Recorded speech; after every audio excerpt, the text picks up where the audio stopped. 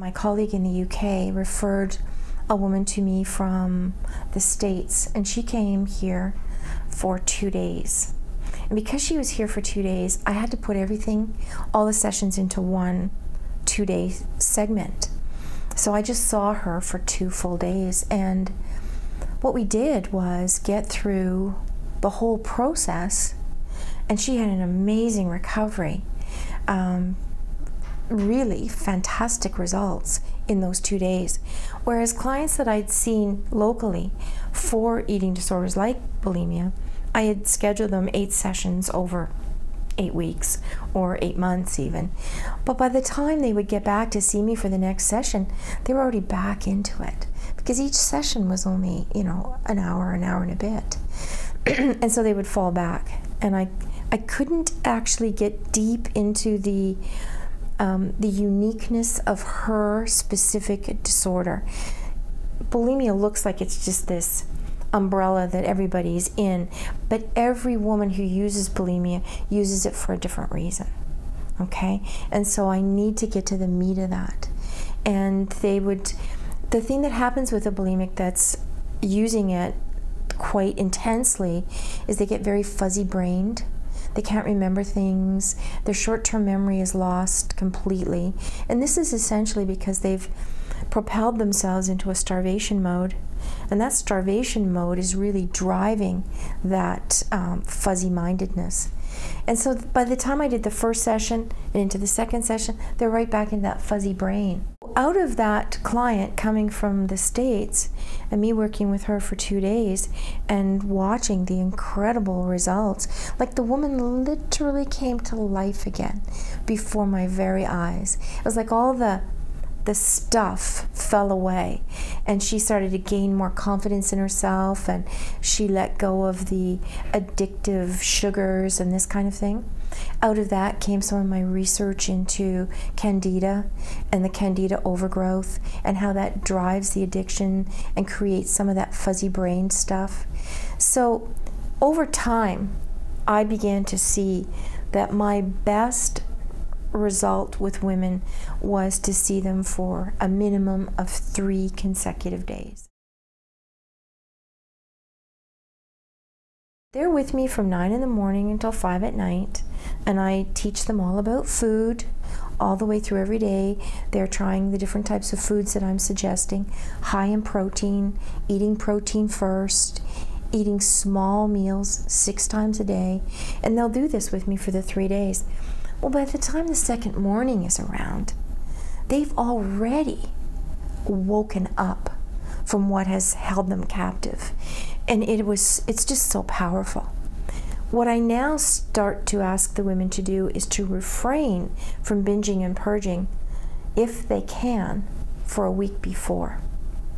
If they can't, and it's driving the addiction even further, then what I get into is a realization that they may need to take the program a couple of times with me.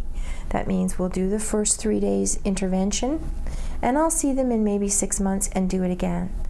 Because if they're so deeply entrenched in using it 4 or 5 times a day, they can't even stop for a few days before to get the clearness in their mind so I can actually work with them, then I'm going to be dealing with that in those first 3 days, getting them clear enough for me to help them.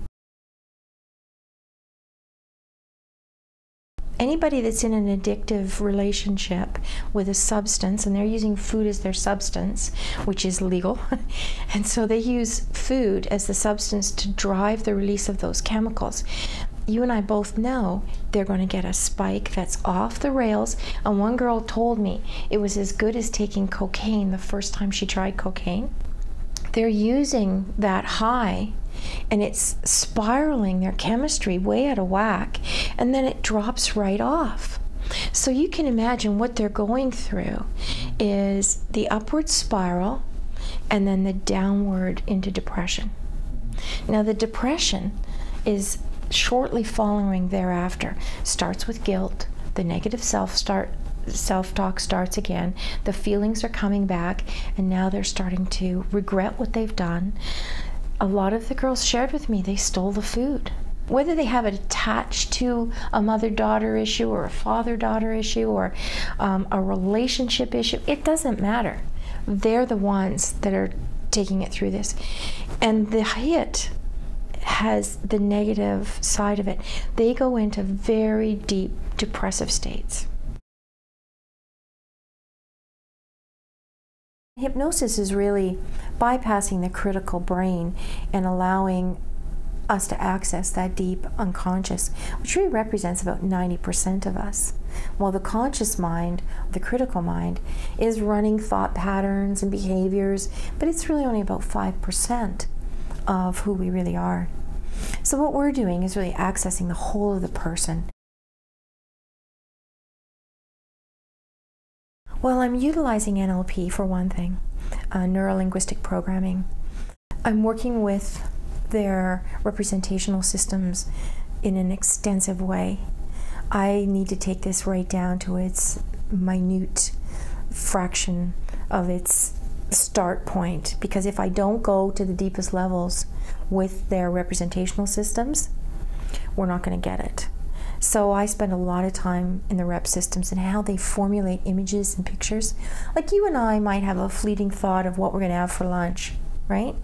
And the picture will be kind of about its normal size, right? About what that apple would really look like, or what that muffin would look like, or a slice of pizza, right? Whatever we would be eating for lunch. And so we would just make that image and think, okay, that could go in lunch today. I'd be okay with that for lunch today. They get the picture of a muffin, and it's the size of this room in their mind. And it's so compelling, and there's butter melting on it, and there's nice warm raisins in it. And not only is there one, but there's 10 of them, and now there's 20 of them. And they cannot stop themselves from literally going through their mind over and over and over again about what these muffins are going to taste like. And they're huge. So we need to take all the color out of them, shrink them down, make them little, send them off into the distance, and bring back something that's more appropriate and actual size. So I'm working with a lot of these kinds of systems utilizing NLP. And the biggest thing I'm working with too is working with the deep self. This is a beautiful piece of the work. I can only say I feel like I'm walking on sacred ground when I go in at this level with these women. They're so afraid of their inner persona, their inner spiritual self, because they feel like even that part of them has abandoned them, because they're so horrible and so terrible and the things they've done to themselves. So even that higher self or that soul connection is distant. And so what I'm doing is doing a link up there, utilizing the deep trance states, literally what Harry and I do in Mastery of Deep Trance States. And I take them deep into the unconscious, deep into the subconscious state, and I make that connection. And they have that dialogue at that deep inner self to their deep inner self. It's like a meetup of that part of themselves that has felt like, no, I need to get away from my life, and the part of themselves that is the deep, loving, caring part of all of us, who's never going to leave you and is always going to be there for you. That part needs to come home. We need to get a handshake there, and that's what we do. And there starts the self-forgiveness. I've treated women in their 50s with this disorder, and they've been bulimic since they were in their teens. They've been married, had children, had a whole life, and still bulimic. Nobody ever knew, not even their husbands. They've come to me in absolute secrecy that nobody knows it. I've had a Supreme Court judge come and see me. I've had several lawyers with bulimia. I've had doctors, naturopaths with bulimia and binge eating. It goes through the whole stratum of society.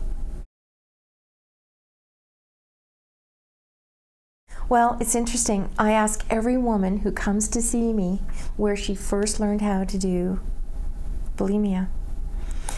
And it's kind of surprising, and it really makes me want to get into the school boards with this, but they learn it at school. not from their peers, from educational films. Wow. I know. They watch the films, and these kids think about it. They're 14 or 15, and they're thinking they don't feel so good about themselves. They may have a little bit of a tendency towards OCD, or a little bit of a tendency towards that ADHD or this kind of thing, and they think to themselves, oh, that's kind of cool. Or they might be feeling that over the summer months they kind of put on a little extra weight, and then coming into the fall to go back to school, they start thinking, oh, maybe if I just tried that. Because in the films, they don't tell you it's an addiction. I've watched these films, and you're literally watching girls talk about how to do bulimia, what they use to shove down their throats, how much food you need to eat. You're getting the whole strategy of how to do bulimia. And what kind of films are these? They're supposed to be educational films that they watch in classroom settings.